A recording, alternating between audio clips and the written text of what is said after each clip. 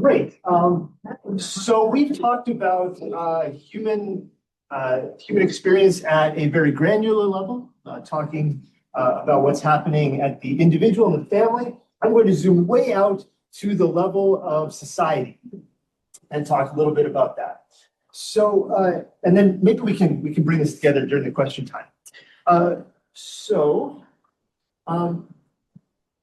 I'm going to be talking about a pattern that we have reported in global data, and then I'm going to talk about why we might want to do this within a country to kind of unwind a problem that we've noticed in our data. So back in 2019, Van de Vliert and Van Lange published a paper. And in their paper, they reported that there are many psychological variables that follow what they called an equatorial polar pattern. So we have things that are countries that are similar because they are at the equator, and they are different in terms of psychological variables as we go towards the poles, as we go north or south from the equator. So they reported that creativity, life satisfaction, and individualism increase towards the poles. So people from countries that are closer to the North Pole or the South Pole are more creative when measured on psychological tests than people from countries at the equator. Same thing for life satisfaction and for creativity. When you measure people's aggression on psychological instruments, aggression is higher at the equator and lower as you go towards the poles. So this has been reported. I've looked at their data. It replicates. That's what the pattern looks like in the data. We took the data from the Global Church Member Survey, and then I took data published by Pew and by the World Values Survey.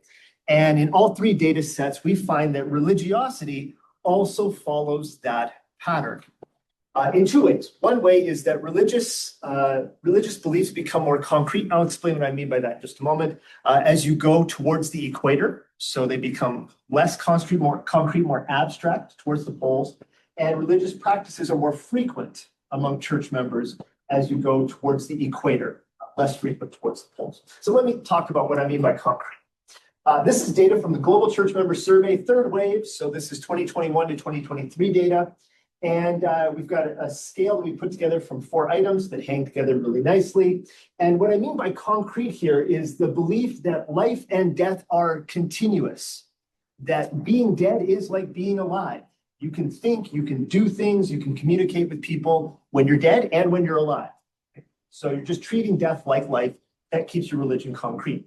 An abstract belief would say, no, death and life are discontinuous. And indeed, should a person come back to life, that's a mystery. We don't know how that happens. You can find, and so what we see here is that as you go towards the right side of the graph, you're going away from the poles, away from the equator towards the poles. And you'll find that church members in the Seventh-day Adventist Church believe these things. The soul is separate. People who died believing in Christ are in heaven right now or in hell right now, or that the dead have powers to communicate with the living. Those beliefs are less frequent away from the equator. They are more frequent towards the equator. So more concrete towards the equator. We can take a different kind of idea. This is the idea of legalism. And so this is a concrete belief because what you're saying is, I can see myself doing things, and that's how I know I'm working out salvation by doing those things. So my actions matter for my salvation, concrete belief. An abstract religious belief, on the other hand, would say, I can't do anything about my salvation. Salvation is indeed a mystery, but I believe it anyway. That's an abstract belief. And again, we find as you go towards the right side of the graph, closer to the poles, you find that beliefs that your behaviors matter for your salvation in a causal way, where the direction is I act and then I am saved because of my actions, those beliefs are less frequent towards the poles. They are more common at the equator. Okay, again, concrete beliefs at the equator. We find a different pattern for, that makes people sad because then people say, well, are you saying that people are believing wrong things at the equator? And when we compare that to Adventist theology, indeed, I am saying that. That doesn't mean that if you're from the equator, you're bad. Not everybody at the equator says that. The proportion of people who believe the correct Orthodox thing is higher everywhere on the planet for Adventist church members. It's not like everybody at the equator is just wrong about Adventist theology. But wrong beliefs are more frequent towards the equator. That is what the frequencies show. On the other hand, towards the equator, people are much more likely to engage in correct religious practices. That is, they go to church, they go to prayer meetings, they're involved in Sabbath school, they help with ministries. That's much more frequent towards the equator, less frequent towards the poles. So that's the pattern that we have seen across the world. It shows up in our data from the Global Church Member Survey. It shows up in World Values Survey data. It shows up in Pew data, right? Pretty consistent. So we've contributed to this finding that there is this equatorial polar pattern. Okay, so how do we explain that? What can we say about it? Well, Van de Vliert and Van Lange and their colleagues have suggested something. And they say, well, this is simple to explain. Just look at what the weather is like. And so their explanation, which is called clash theory, goes something like this. If you live in a culture that experiences large seasonal changes and has to deal with cold temperatures, why, you have to work together to survive. And so because of that, you are less aggressive and more creative. And if you live in a place where it's nice year round, well, maybe you have all these resources and that makes you more aggressive. Now, this explanation is plausible, but it has a big problem. And the problem is that we only have one planet where we can look at this, and that planet happens to have had some problems along the way. One of those problems is that our climate is completely confounded with our history. So extractive colonial practices are much more common closer to the equator. Those are where the countries were, where human beings and resources were taken from those places and used to provide value economically for countries that are closer towards the poles, right? Completely confounded. Likewise, when it comes to investing in human development, governments, corporations on this planet have invested in human development. I'll show you more about what I mean, but invested in the context that allow human beings to thrive, much more towards the poles than they have at the equator. There's been extraction of humans and human labor from the equator and resources from the equator, and that's been moved to the poles. And so it's completely confounded with climate, right? We could just as easily say, well, maybe this has to do with how human beings are being treated and less to do with what the weather happens to be like today.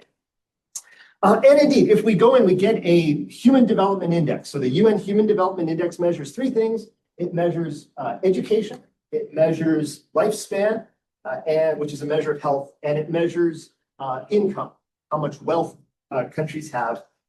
The correlation between those and latitude is very, very high. And in fact, when we take the Human Development Index and we look at whether it predicts well-being and religiosity in those same data sets that I described earlier, and in other studies, and I've listed a couple here, we find that indeed, the Human Development Index works just as well as latitude. So that just tells us it's confounded. All right, so how are we going to untangle that? One way we can do this is to look within a country. Now, that means that that country, at least at the national level, will have some similarities in the economic system people participate in the rights of citizenship, right? Those kinds of things. But the United States is a particularly useful country for this because of the way the federal system works in the US. So Brandeis, in his dissent, 1932 case, Brandeis was a Supreme Court justice. And he basically said, what's really neat about the United States is you've got 50 experiments. So because of the way the division of governmental responsibilities works in the United States, state governments have a lot of control over what things are like in that state, right? Cross the border, and things can be quite different. So for example, I live close to the Michigan-Indiana border, and if I go across the border, gas prices drop by $1 right now. Right? Because of differences in how Michigan and Indiana handle economics and taxation and things like that. So that means that we have 50 data points where 50 different states have tried 50 different things to take care of their citizens or not. And that means we have differences in human development from state to state. So what I predict is that if we look at the data, we will find out that human development across the 50 United States will be a better predictor of religiosity across the 50 United States than just knowing what latitude a state is at. And fortunately, American history has some differences east to west in the extraction of economic value from human labor. So slavery didn't go all the way across to the West Coast. So we have some states that are at the same latitude, but differ in their history in terms of slavery and economic extraction. Okay, so here's a map turning population-weighted latitude into color. So you can see where north and south is, right? Colors towards yellow or lighter colors are northern states, and darker, bluer colors are southern states. This is the most informative graphic today. Now you know where north and south are. So here's some data from the Pew Religious Landscape Survey. This is data aggregated by state. And I've put a few arrows on there that are pointing to the lower Mississippi Valley. Those are the states of Mississippi, Arkansas, and Louisiana. They are a hotspot for religiosity in the United States. Some good aspects of religiosity: belief in God, frequent prayer, frequent attendance. For an Adventist context, this is not Adventist data. This is national data. From an Adventist context, there's also some troubling things here. So belief in hell, also much higher in the lower Mississippi Valley. There is also one non-religious item here because I think it's interesting to look at it. That's frequent wonder. So this is the proportion of people who have an experience of wonder at least once a week. If you want to experience wonder, you should go to Montana. That's the key point here. That actually will be important in a second. So here's an aggregate measure that Pew used.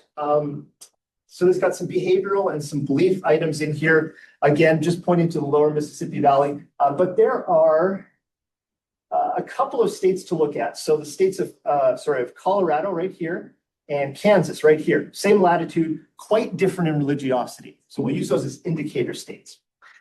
So if we look at the correlation between latitude and religiosity, the blue arrow points to Colorado, the red arrow points to Kansas, and you'll see that they are not near that regression line. So there is a correlation. The correlation is negative 0.3, explains about 9% of the variance. But notice that Kansas and Colorado are quite far away from the line. That's telling us that we don't have the best fit that we could have. So moderate negative correlation, as I predicted.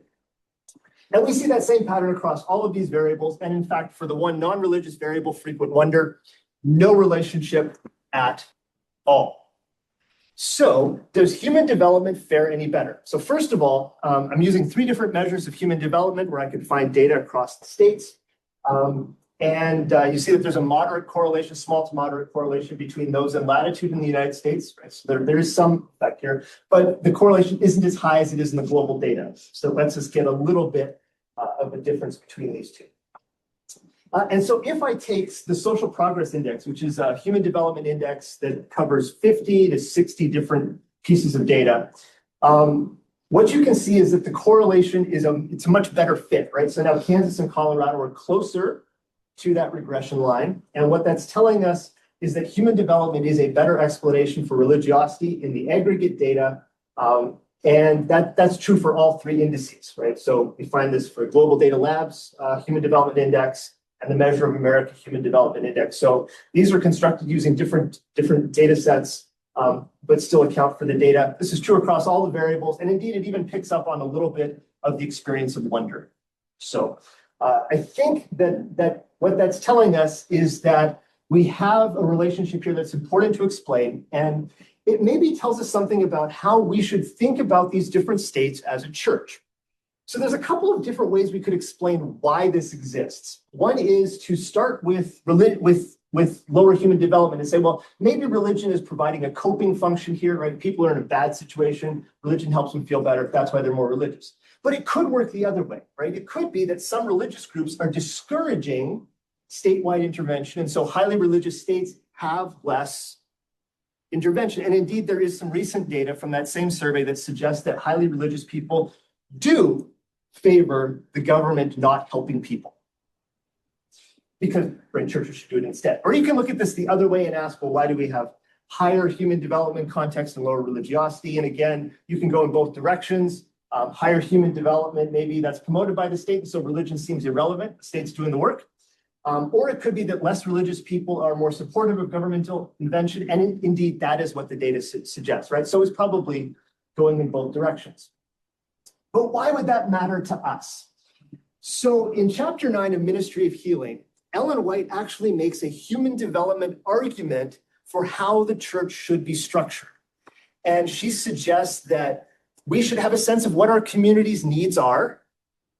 And then we should be seen as a church as the place that takes care of those needs, right? So right now, Christian churches aren't as visible as they could be in their communities and neighborhoods as the place that solves those problems. And it's not just this quote. So if you read the rest of chapter 9, which you should absolutely do, if you want to know what I believe the Adventist church should look like, read chapter 9 of Ministry of Healing. It is the most amazing chapter. When I read it for the first time, I thought, oh, this is the church that I want to belong to, right? This is the picture of what the church should be.